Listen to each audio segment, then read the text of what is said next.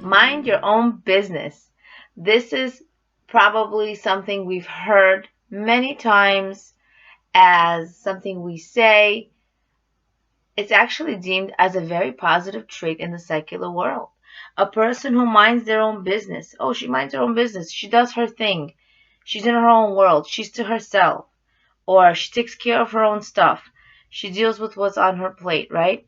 These are some traits, some ways of talking that we're attributing to a person who minds their own business, a person who is not nosy. However, this is totally not Jewish. It's not the true Jewish view.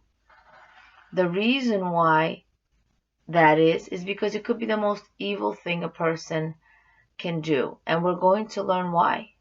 Why is it that the most evil thing a person can do is not care? Not care enough.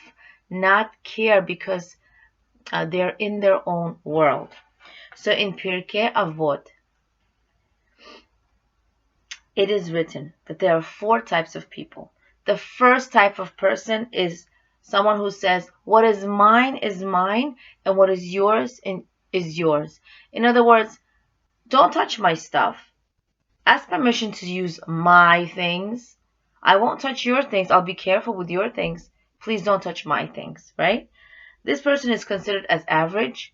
This person is also considered as having a character trait of the evil city of Sodom. This is considered a very evil person, and this looks like it's going to an extreme. However, keeping to oneself, having their personal space in a way that it's always personal, in a way that you're always asking permission to use things, which is deemed as positive.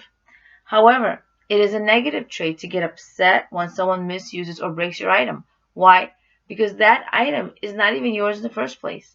Hashem gave you that item for you to use for a certain amount of time. Now, if this item is lost, stolen, broken, it's not meant for you to have anymore. That's from the Emunah perspective. However, if a person blames other people, they're not living in truth. They're living in a world where they're saying, as it says in Pirkei Avot, what is mine, and what is yours is yours. Be careful with my stuff. I won't touch your things. And that's not Jewish. That is a character trait of the evil city of Sodom. So number two, the second type of person, it says, what is mine is yours, and what is yours is mine.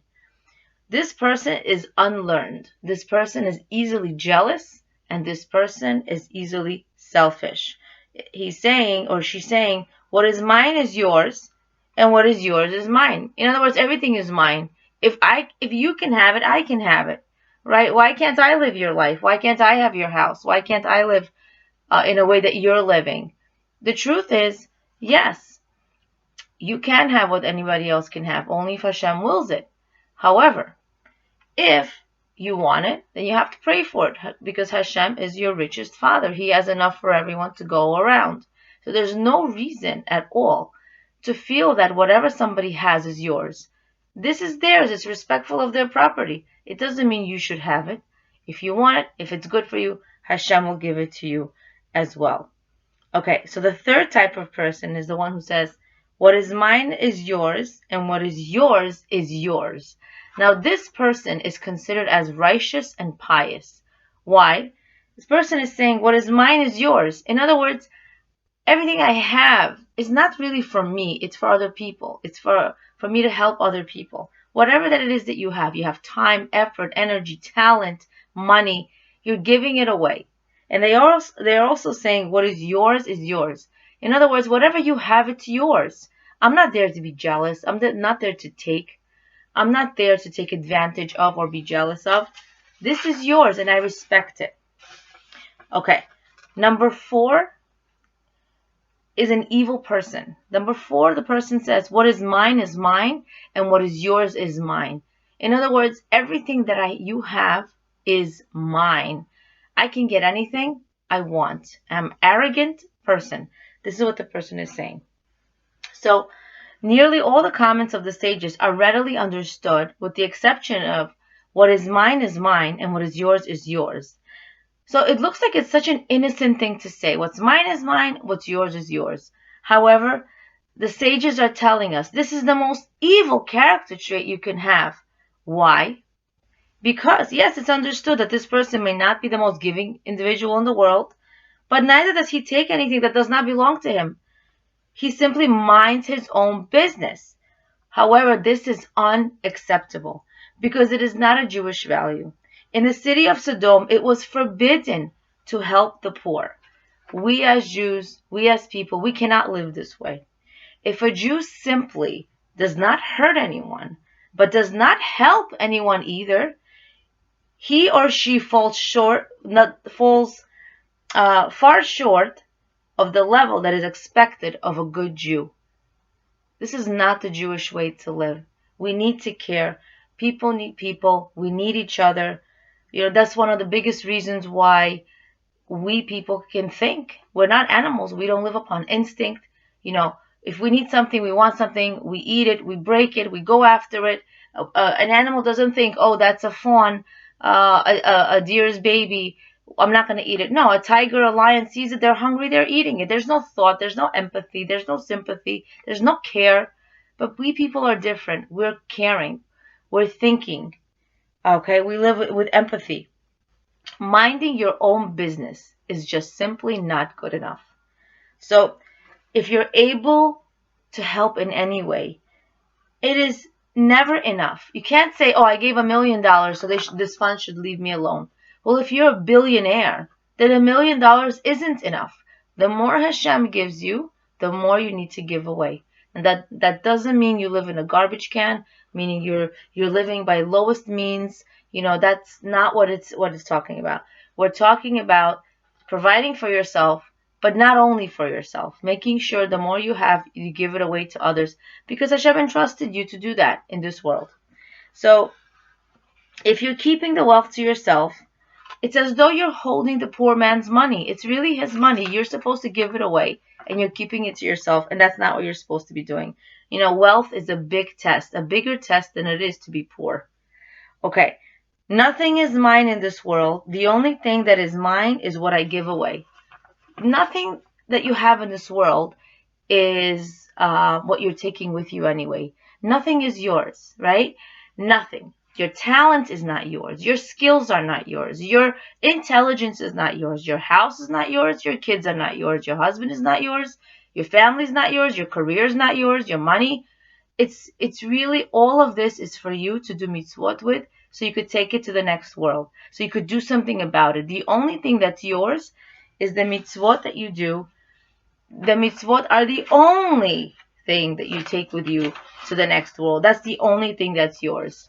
There's a beautiful fable that is told. One day in times of old, an eagle flew above a village, and suddenly the eagle swooped down, lifted a young child off the ground, and flew off. The horrified villagers watched as the eagle flew towards the mountains. Then it landed on top of the peaks and deposited the child on the mountaintop. Immediately the villagers formed a search party. They headed toward the mountain and began to climb. But the mountain was too steep, and they were forced to turn back.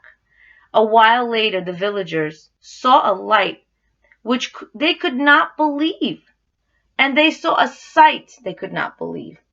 The mother of the child was descending the mountain with the baby in her arms. "You climbed the mountain?" the villager said. She said, "Yes, I did." "How could you climb the mountain while we as the villagers are stronger and more experienced than you are? How could you do that?" And you know what she simply answered? She said, "It's not your child. The Torah states that Aaron will carry the judgment of the children of Israel upon his heart." It says in Shemot. The commentary Ber Yaakov gave over that Aaron, as the first Kohen Gadol, carried the pain of the children of Israel. He could pray for the person. He cared for the person. He carried their pain. We are obligated to feel the pain of others and do whatever we can to alleviate their pain. Even though Aaron maybe couldn't help physically, he prayed. He carried the pain in his heart, and we have to learn from him. Now, how much care do we give? We have to give care as though it is our child. When those who need our help the most, when those who need help and they're close to us, we naturally make an effort to help them. It is as if it's our child. How much of an effort do we make to care about people who are not as close to us? We must learn to care, and we must learn to become involved. So once we've said what's mine is mine, what's yours is yours, we've drained life of its excitement, its pulse, and its sense of worth. Judaism challenges you to live your life by this principle. You must care for and about others. You must become involved. It's exciting, it's rewarding, and it's far more rewarding and fulfilling than minding your own business. So the next question one can ask is, how much do I care? I can't care all the time because, hey, I can't carry the whole world's problems on my shoulders. I can't carry everybody's pain. Obviously, that's true. We are a person. We are human beings. We can't do everything at any time for everyone. That's only Hashem can do that. However, even though we cannot carry the pain of the whole world on our shoulders, and it is not humanly possible, Hashem does not expect this from us. However, we cannot be careless either. So I'm going to share with you 4 things you can do in order to start caring more. Okay? In order to show that you're caring, even for people who are maybe not in your immediate family or life. Number 1, stop watching the news. Stop watching so much of it. Limit it. Why? Because they show tragedies for 20, 30 minutes straight. And the next second, they show you how to buy a car, right? They show you the best vacation. A person becomes insensitive to tragedies, insensitive to life and what should be really empathetic, situations that should be empathetic. A person becomes careless, callous. And that's the worst thing a person can do. So we are being fed negative energy by the news. If you don't watch the news, you won't miss a thing. You limit the news. If you have to watch, limit the news, and you really won't miss out on much, and you'll be actually more caring. Okay. Number 2, call to inquire about how people are doing. All you need to ask is, how are you doing? It doesn't cost you anything. It doesn't take a lot of time. It could take less than a minute. But the fact that a person knows somebody's thinking about their pain, even though they really can't help any other way, it really lifts a big burden off the person's shoulders that they're just not alone. They're thought about. So it's a big message you can send. Number 3 is give advice to people who are in similar situations as you, or a situation where you came out of, or you overcame a challenge and you became bigger and better. So you want to call people and say, listen, I know it's hard to find a school for your child.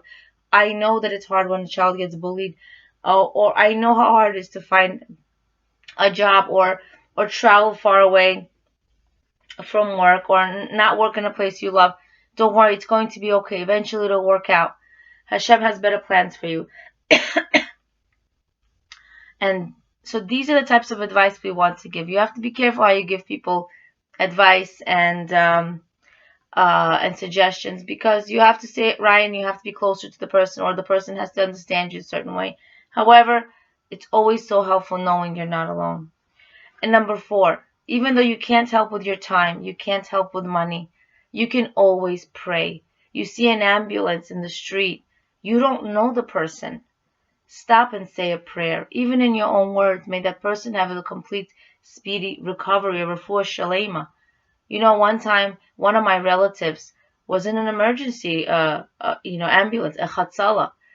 I didn't know it was them, but I remember, I think we said, when I train, my kids to say, I asked them to say, have a speedy refuah shalema. Stop and just say it. You never know who that is. What if it's somebody you know? And it turned out it was somebody very close to me, and I didn't even know. So this is somebody's child. This is somebody's daughter or son. It's Hashem's child.